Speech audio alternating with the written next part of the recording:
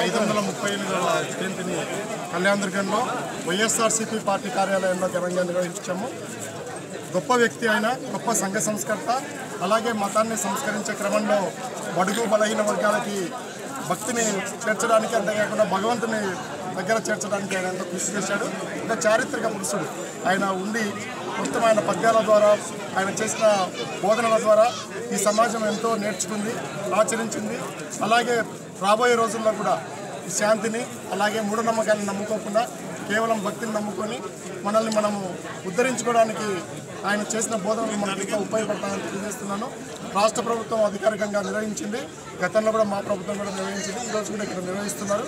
మేము కూడా వాళ్ళకు ధీటుగా వైఎస్ఆర్సీపీ పార్టీలో ఘనంగా కనకదాసు జయంతి ఉత్సవాలను నిర్వహించాము.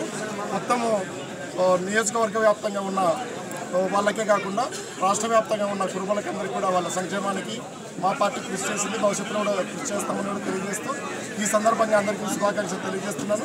పెద్ద ఎత్తున నియోజకవర్గ వ్యాప్తంగా కలిసి వచ్చిన అందరికీ కూడా ఒక్కరికి కూడా కృతజ్ఞతలు తెలియజేస్తున్నాను.